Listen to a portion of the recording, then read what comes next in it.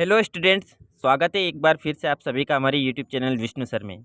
देखिए, आज की वीडियो में हम चर्चा करेंगे जो राष्ट्रीय मेंस कम मेरिट परीक्षा 2022-23 जिसका आयोजन इस वर्ष 6 नवंबर को होना है, उसके विषय में आज हम कक्षा 8वीं के जो विज्ञान विषय है उसमें वायु से संबंधित 25 महत्वपूर्ण प्रश्नों के बारे में चर्चा करेंगे।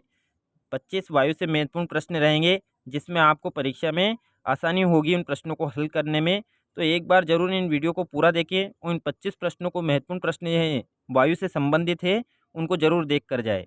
तो आइए वीडियो स्टार्ट करते हैं।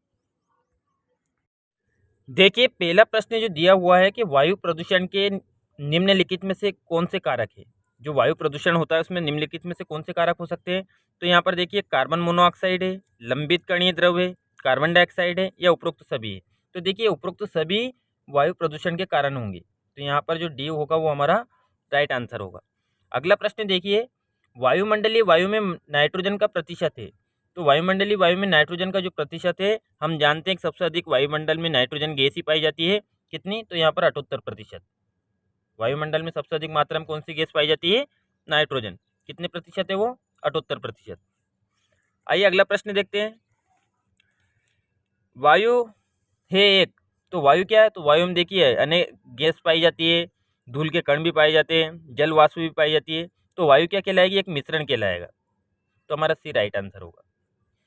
इसे अगला देखिए, कौन सी गैस विद्युत बल्बों में भरी होती है? जो हमारे घरों में बल्ब होते हैं उनमें जो गैस भरी जाती है उसमें आर्गन गैस होती है। तो हमारा चौथे का ए वाला राइट आंसर होगा। प्रश्न 5वां देखिए कि जल का वाष्प में बदलना निम्न में से कौन सा परिवर्तन कहलाता है। तो जब जल वाष्प में बदलेगा तो देखिए यहाँ पर जो परिवर्तन होगा भौतिक परिवर्तन कहलाएगा। क्यों? क्योंकि यदि हम जल को वाष्प में बदलेंगे तो वाष्प में से हम ऊपर जाकर वो संघनन होगा वायुमंडल में जाकर, और फिर किस में बदल जाएगा? वो जल में बदल जाएगा। इसलिए जो भौतिक परिवर्तन कहलाएगा जल का वाष्प में बदलना। छठा प्रश्न देखिए कि निम्न में से किस कारण से शीतकालीन की तुलना में ग्रीष्मकाल में मछली अधिक मरती है। तो देखिए, जो कारण होगा हमारा खाद्य श्रृंखला के नष्ट होने के कारण, ए वाला। बी है ऑक्सीजन के अपक्षय के कारण, और सी वाला है कि उपरोक्त ए तथा बी के कारण, और डी है रोग फैलने के कारण। तो यहाँ पर देखिए ए और बी दोनों होगा, तो यहाँ पर सी हमारा राइट आंसर होगा।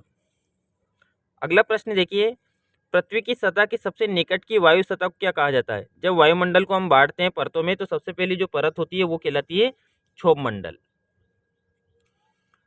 अगला प्रश्न देखिए, वायुमंडल में ऑक्सीजन O2 की लगभग प्रतिशत मात्रा है। तो वायुमंडल में देखिए सबसे अधिक मात्रा में कौन सी गैस पाई जाती है? हमने अभी पढ़ा था नाइट्रोजन गैस, वो पाई जाती है 78%, और उसके बाद में पाई जाती है ऑक्सीजन, वो होती है हमारी 21%। तो डी हमारा राइट आंसर होगा। अगला देखिए, मानव जनित पर्यावरणीय प्रदूषक कहलाते हैं। तो मानव जनित पर्यावरणीय प्रदूषक जो कहलाते हैं वो कहलाते हैं परजैविक। प्रश्न नंबर 10वां देखिए, वर्ष 2015 में वर्ल्ड रिसोर्स इंस्टीट्यूट WRI द्वारा किए गए अध्ययन में विश्व की हरित गृह गैसों में भारत का लगभग अधिभाग है। तो यहाँ पर जो भारत का जो भाग है वो कितना हो जाएगा? 7%। अगला प्रश्न देखिए, राष्ट्रीय ऊर्जा संरक्षण दिवस मनाया जाता है। तो जो राष्ट्रीय ऊर्जा संरक्षण दिवस मनाया जाता है वो मनाया जाता है 8 दिसंबर को। यहाँ पर जो राष्ट्रीय ऊर्जा संरक्षण दिवस मनाया जाएगा वो कितनी तारीख को मनाया जाएगा? सॉरी, 8 दिसंबर की बजाय 14 दिसंबर को। तो ये हमारा राइट आंसर होगा। अगला प्रश्न देखिए, मुंबई और कोलकाता में प्रमुख प्रदूषक है। तो मार्श गैस तथा सेवाल की स्पोर्स, ओजोन, हाइड्रोकार्बन तथा गर्म हवा, CO तथा SO2। तो यहाँ पर जो हमारा 12वें का होगा डी राइट आंसर होगा। CO तथा SO2, कार्बन तथा सल्फर डाइऑक्साइड। वायु प्रदूषण का कारण नहीं है, किसमें से वायु प्रदूषण नहीं होगा? तो पराग कणिकाएं, इलेक्ट्रिक पावर, उद्योग, मोटर वाहन, तो इन सभी के कारण होगा, लेकिन हाइड्रो इलेक्ट्रिक पावर के कारण वायु प्रदूषण नहीं होगा। तो बी हमारा राइट आंसर होगा। अगला प्रश्न देखिए, 14वां प्रश्न है कि निम्न में से कौन धान के खेतों द्वारा उत्पन्न गैस है जो ग्लोबल वार्मिंग के लिए जिम्मेदार है? तो धान के खेतों में जो गैस उत्पन्न होती है वो जो गैस है वो है मीथेन, CH4। अगला प्रश्न देखिए, वायुमंडल का कौन सा गैस पराबैंगनी किरणों के हानिकारक प्रभावों से सजीवों को बचाता है? तो यहाँ पर देखिए जो पराबैंगनी किरणें आती है सूर्य की, उनको वायुमंडल में जो रोकी जाती है वो ओजोन परत में रोकी जाती है। तो ओजोन को जो सूत्र होगा वो हो जाएगा O3। ये नाम से भी आ सकता है, यहाँ पर O3 की जगह ओजोन लिखा हुआ हो तो ये यहाँ पर O3 ओजोन हमें उन पराबैंगनी किरणों से बचाता है। अगला प्रश्न देखिए, ग्रीन हाउस प्रभाव के लिए निम्न में से सबसे अधिक जिम्मेदार गैस है। तो सबसे अधिक जिम्मेदार गैस है वो है कार्बन डाइऑक्साइड। 17वां प्रश्न देखिए, ग्रीन हाउस गैसों में शामिल है। तो यहाँ पर ग्रीन हाउस जो प्रभाव होता है उसमें कौन कौन सी गैस शामिल होगी। तो यहाँ पर जो बी कार्बन डाइऑक्साइड हो जाएगी, क्लोरोफ्लोरोकार्बन हो जाएंगे CFC, मीथेन हो जाएगी और नाइट्रोजन डाइऑक्साइड हो जाएगी। तो हमारी ये चारों गैसें ग्रीन हाउस प्रभाव में पाई जाती है। बहुत ही महत्वपूर्ण प्रश्न है। तो CO2, CFC, CH4, NO2 यानी कार्बन डाइऑक्साइड, क्लोरोफ्लोरोकार्बन, मीथेन और यहाँ पर नाइट्रोजन डाइऑक्साइड।